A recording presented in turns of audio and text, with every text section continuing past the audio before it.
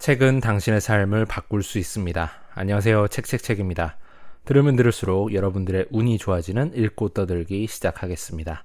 오늘 소개드릴 책은 아들아, 돈 공부해야 한다 라는 책입니다. 저자는 정선용이라는 분이고요. RH 코리아라는 데서 나온 책이고 2021년 3월 25일에 출간된 책입니다. 베스트셀러 책입니다. 이 책은 유통업계에서 25년 동안 일하시면서 임원까지 지내셨던 나름 최선을 다해 미생에서 완생을 이루려고 하신 성공한 직장인의 표본이라 불릴 수 있는 바로 이 저자가 아들을 위해서 쓴 글들을 모아서 낸 책입니다. 저 역시도 직장에 다니고 있고요. 경제 공부에 대한 가난에 대한 부에 대한 이러한 생각들을 많이 하고 살기 때문에, 그리고 또 제 아들, 딸에게도 경제 공부, 돈 공부가 정말 중요하다라는 것을 가르쳐주고 싶은 생각이 많아서 저자의 이 책에 크게 공감하면서 읽을 수가 있었습니다. 이 책은 경제, 경영 분야 베스트셀러에 위치해 있습니다. 돈 공부에 대한 방법을 알려주는, 태도를 알려주는 그러한 책이라 볼 수가 있는데요. 조금 더 세부적인 단계까지 들어가서 뭐를 어떻게 해야 된다라고 딱 집어주는 그러한 내용은 살짝 부족한 것이 조금 아쉽게 느껴지긴 합니다만, 전반적으로 투자나 경제를 이해하는 태도, 돈에 대한 생각들, 부에 대한 생각들을 잘 정리해서 아들에게 들려주는 형식으로 되어 있습니다. 네가 알고 있는 몇 사람을 비교해서 각 소득의 장단점을 말하려고 한다. 소득은 돈을 버는 것이다. 이 돈은 같은 돈이지만 각기 다르다. 근로자의 소득, 사업가의 소득, 자본가의 소득은 돈을 버는 방식이 각각 다르기 때문이다. 네가 이해하기 쉽도록 사례를 들겠다. 첫 번째 비교 대상은 나훈아와 남진이다. 결론부터 말하면 나훈아 이퀄 자본소득이고 남진 이퀄 근로소득이다. 두 사람은 1970년대 가요계의 양대 산맥이었다. 요즘은 가수 나훈아의 인기가 높지만 그 당시 인기는 가수 남진이 조금 더 앞선 것으로 알고 있다. 그렇다면 어떤 기준이 두 사람의 소득 형태를 갈랐을까? 그 기준은 바로 저작권료다. 가수 나훈아는 싱어송라이터로 그 자신이 작사하고 작곡한 히트곡이 많다. 무시로, 홍시, 울긴 왜 울어, 잡초 등 셀 수 없을 정도다. 저작권료만 받아도 충분히 경제생활을 할 수 있다. 가수 나훈아에게 저작권은 바로 자본이다. 저작권은 자본주의 사회에서 스스로 알아서 돈을 벌어오게 되어 있다. 바로 자본가의 소득이다.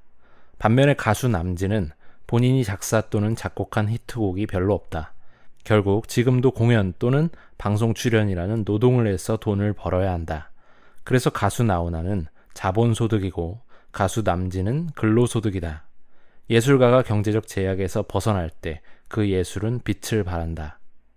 버지니아 울프라는 작가가 있다. 유산으로 경제적으로 자유로워서 등대로 같은 대중을 의식하지 않고 자기만의 예술 세계를 구현한 작품을 쓸 수 있었고 위대한 여성 소설가가 되었다. 경제적인 자유로움은 예술적 자유로움을 준다. 두 번째 비교 대상은 정스토리라는 네이버 블로거와 네이버 카페 고창모와 정창모 카페지기다. 정스토리라는 블로그는 아버지, 고창모 카페지기는 아버지 친구다. 2014년 나는 네이버 블로그를 시작했고 그 친구는 네이버 카페를 시작했다. 처음 시작할 때 우리 둘은 똑같이 글을 써서 아버지는 블로그에, 그 친구는 카페에 글을 올렸다. 그리고 7년의 시간이 흘렀다. 아버지는 지금도 하루에 한 편씩 글을 올려야 하는 블로거다. 반면에 그 친구는 20만 명의 카페 회원들이 열심히 글을 올려서 지금은 카페 운영 관리만 한다.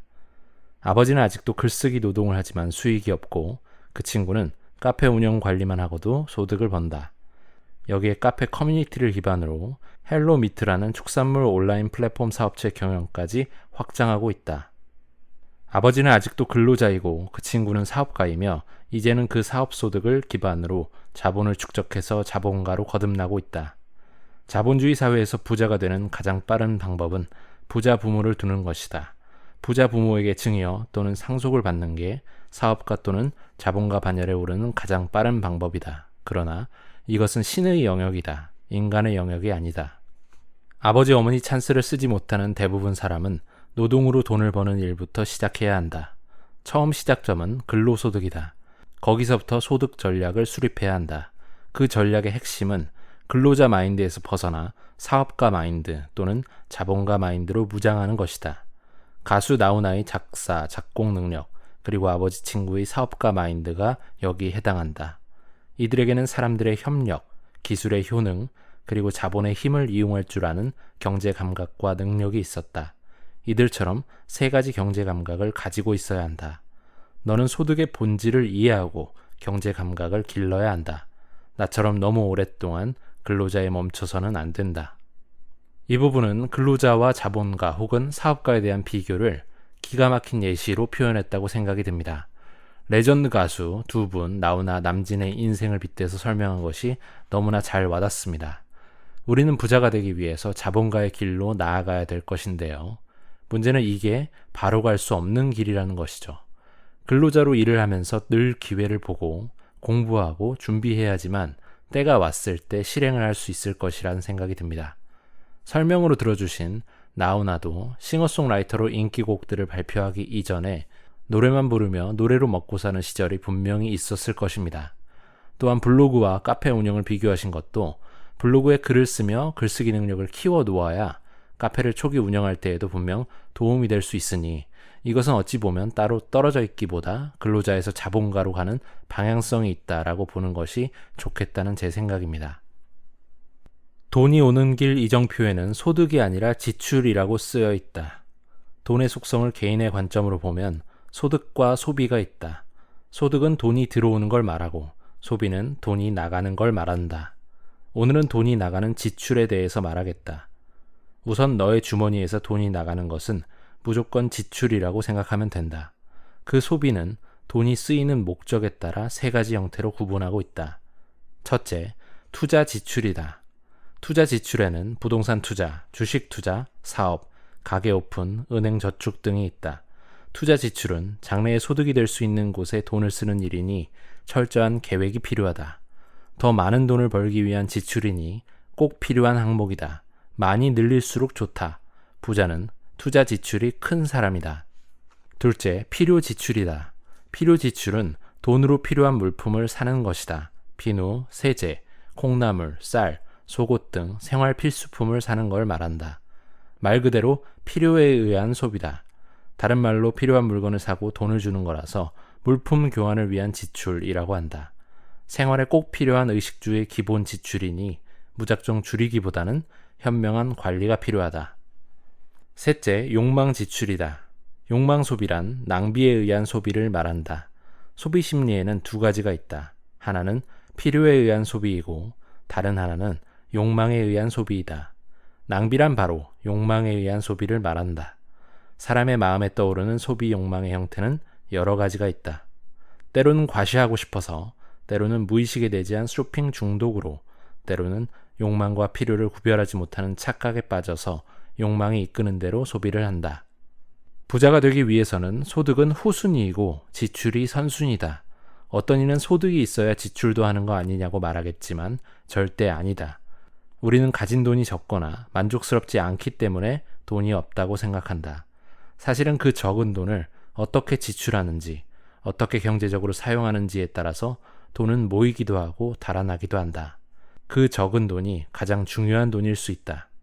큰 부자는 시대와 운 등 여러 요소가 필요하지만 작은 부자는 경제적인 지출만으로도 가능하다.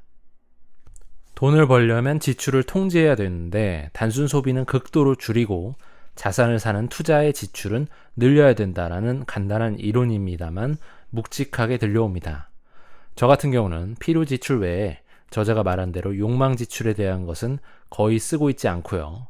투자 지출의 경우는 메리츠 자산운용의 존 리 대표님이 늘 강조하시는 것처럼 fully invested 된 상태, 다시 말해 거의 모든 돈이 부동산이나 주식, 펀드에 들어가 있습니다. 특히나 요즘같이 화폐의 양적 완화에 의한 유동성이 넘쳐나는 시기에 화폐를 소유하는 것만으로도, 그냥 돈을 갖고 있는 것만으로도 인플레에 의해 가치가 내려가니 바야흐로 대투자 시대가 된 것이 아닌가라는 생각을 해봅니다. 보통 집에서 큰 돈이 움직이는 건 첫째가 집이고 둘째가 교육비이고 셋째가 자동차이다. 첫째인 집은 앞에서 얘기했고 둘째인 교육비는 감히 건들 수 없는 절대 비용이고 그 다음인 자동차에 대해서 말하겠다. 자동차 구매는 신중해야 한다. 자동차 구매에 앞서 우리나라에만 있는 독특한 비용에 대해 말한다. 이것은 오직 우리나라에만 있는 비용일 듯 싶다. 아버지가 지금까지 다녀본 세계의 어느 나라에서도 못 봤다. 그것은 바로 품위 유지비라는 항목이다. 너도 알고 있는 호주인 친구 피터와 말콤에게 품위 유지비를 설명하는데 아버지는 실패했다. 물론 아버지의 회화 능력이 부족한 면도 있었다. 하지만 그들은 에티켓이라는 말뜻 외에 품위 유지비가 지닌 그 독특한 느낌을 이해하지 못했다. 도대체 품위 유지비가 무슨 비용이냐는 거다. 체면에서 비롯된 비용은 우리나라에만 있고 그들은 알지 못했다. 아버지는 결국엔 에티켓의 코리안 디스카운트와 비슷하다고 설명하고 말았다. 사람들의 관계에 쓰이는 비용 중에 참으로 쓸데없는 돈이 품위 유지비다. 도시 생활 속에서 눈에 보이지 않는 품위 유지비 중 높은 구성비를 차지하는 건 자동차에 관련한 것이다. 아버지는 가끔 지인들과 골프를 친다. 도저히 거절할 수 없는 경우에만 간다. 그때마다 느낀다. 아버지의 자동차를 대하는 사람들의 눈빛을 말이다. 이건 골프장에서 못 볼 것을 보았다는 표정이었다. 그들은 아버지를 자동차로 판단하는 표정이었다. 그러나 아버지는 그들의 표정을 바꾸기 위한 품위 유지비로는 한 푼도 쓰고 싶은 마음이 없다. 아버지는 아직도 품위 유지가 전혀 되지 않는 2004년식 스포티지를 타고 다닌다. 지금 17년째 타고 다닌다. 오늘까지 주행거리가 25만 7,648km이다. 요즘 환경 문제로 연식이 오래된 경유 자동차는 매연 저감 장치를 부착해야 한다. 서울시에서 부착 비용을 지원해 준다고 한다. 그래서 아버지는 다음 주에 매연 저감 장치를 부착해서 3년 정도를 더 탈 생각이다. 그러면 아버지는 20년을 한 차로 타는 것이다. 그리고 요즘은 특별한 일이 아니면 아예 대중교통을 이용한다. 저자는 부동산을 통해서 대부분의 부를 이루었다라고 밝히고 있고요. 이것은 아내가 투자를 잘한 덕분이다라고 책 전반에 걸쳐서 계속해서 강조를 하고 계십니다. 저자인 자신은 아내를 잘 만난 덕분에 이렇게 살게 되었다라고 겸손하게 표현하고 계시죠. 어쨌든 저자는 50억 이상의 이 책의 표지에도 표시가 되어 있지만 50억 이상의 자산을 가진 자산가이지만 이 대목에서는 앞서 말한 욕망 지출에 해당하는 소비를 굉장히 줄인 50억 자산가임에도 굉장히 절제해서 검소하게 생활하는 모습을 보여주십니다. 이렇게 지출을 통제하기 위해서는 마음먹고 결심하기보다는 꾸준히 오랫동안 그러한 스타일로 지출을 통제해 오면서 이러한 태도가 습관화가 되어야지만 가능하다고 생각합니다. 최근에 야구선수 임창용 다들 아시죠? 뱀직구로 유명했던 그 전설적인 레전드 선수가 1,500만 원을 갚지 않아서 사기 혐의로 검찰에 송치되었다는 뉴스 기사를 접하고 많은 사람들이 실망한 일이 있었습니다. 도대체 임창용 선수는 벌었던 그 많은 돈을 다 어디에 쓴 것일까요? 최소한 모름지기 잡아도 수십에서 수백억 정도를 벌었을 만한 연봉과 그의 커리어인데요. 결국 사람은 지출에 대한 태도를 관리하지 못하면 아무리 많은 돈을 벌어도 어려워질 수 있다는 사례일 수 있습니다. 반대로 적은 돈을 벌더라도 지출을 잘 통제하면서 노력을 하면 인생은 장기전이기 때문에 충분히 어느 정도의 자산을 이룰 수 있다는 반증, 바로 이 저자와 같이 반증이 될 수가 있고요. 아버지는 너만의 현명한 선택법을 만들어가길 바란다. 그 선택에 도움이 되도록 아버지의 선택법을 적어둔다. 아버지가 제안하는 방법이 너만의 현명한 선택법을 만드는데 도움이 되길 바라는 마음이다. 첫째, 8차선 고속도로 말고 꾸불꾸불 2차선 국도를 선택해라. 인생길은 되도록 꾸불꾸불 돌아가는 길을 선택하는 것이 좋다. 특히 젊었을 때는 더 그렇다. 왜냐하면 꾸불꾸불 돌아가는 그 지루한 과정 속에 삶의 맛과 지혜가 있기 때문이다. 8차선 고속도로는 목적지만을 향해 줄기차게 내달리는 결과 중심의 길이다. 과정을 느낄 수 없는 길이다. 반면에 2차선 국도는 속도가 느리고 늘 긴장해야 하지만 대신에 삶의 과정을 온몸으로 즐길 수 있는 길이다. 그래서 너는 매일매일이 깨어있는 꾸불꾸불 2차선 국도를 선택해야 한다. 둘째, 너의 친구가 미친놈이라고 말하는 걸 선택해라. 예를 들어 네가 전문화사에 지원하겠다고 말했을 때 너의 친구들이 너에게 미쳤냐고 한다면 너는 전문하사에 꼭 지원해라. 너의 또래가 가지 않는 곳이 바로 블루오션이다. 너의 또래가 때로 몰려가는 곳은 레드오션이다. 레드오션은 열심히 해도 이윤이 적은 시장이다. 경쟁자가 적은 시장에선 어느 정도의 노력과 자질만 갖추면 금방 부자가 될 수 있다. 좋은 결과는 의외로 노력과 자질보다 시장의 선택이 더 중요하다. 사람들은 블루오션을 선택해 성공한 사람을 운이 좋다고 한다. 아니다. 그들은 운이 좋은 것이 아니라 과거에 현명한 선택을 한 사람들이다.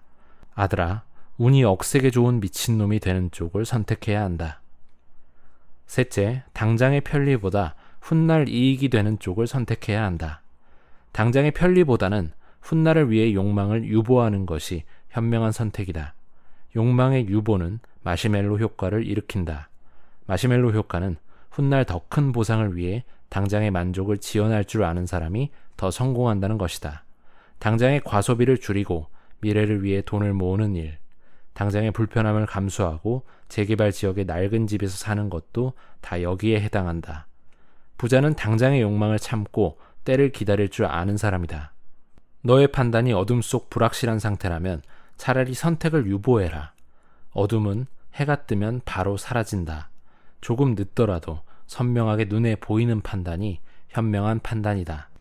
넷째, 너의 상황이 아니라 투자가 요구하는 때를 선택해라. 예를 들어 설명하겠다. 너희 엄마는 2017년 5월 전세를 끼고 재건축 아파트 2채를 샀다. 그리고 우리는 작은 빌라로 이사갔다. 어떤 사람은 집값이 좀 더 떨어질 거라고 했다.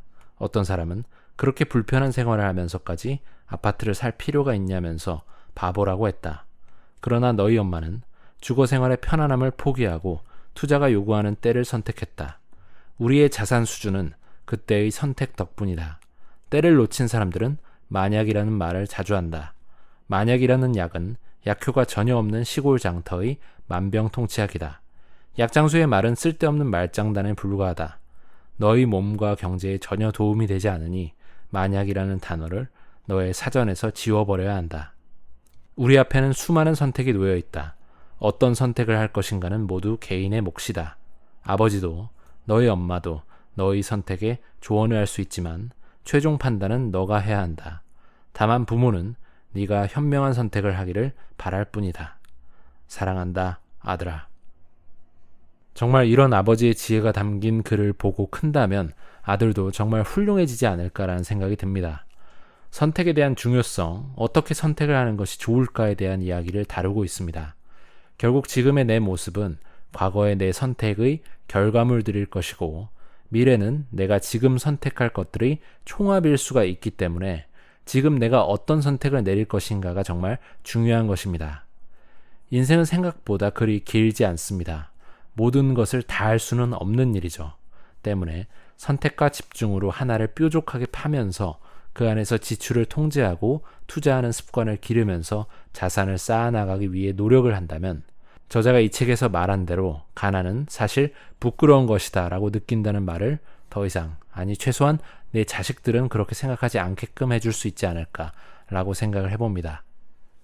어떠십니까? 아버지가 아들에게 들려주는 형식의 책들은 앞서도 많이들 출판된 것들을 우리가 봐왔습니다. 하지만 이 책은 또 그 중에서도 이렇게 돈에 대한 경제 및 투자에 대한 지식을 전달해주기 위해서 아주 유익한 내용을 담고 있습니다. 재밌는 것은 책 말미에 이렇게 자신을 사랑하고 자신을 위해 글을 써주신 아버지에 대해서 아버지께 올리는 아들의 글이 한 편 있는데요. 그 글 또한 아버지를 닮아서인지 명문장입니다. 이 책에 관심이 있으신 분들은 한번 꼭 읽어보시기를 바랍니다. 오늘은 여기까지 하겠습니다. 유익하셨거나 도움이 되셨다면 구독과 좋아요 부탁드립니다. 이 채널을 유지하는 힘입니다. 감사합니다.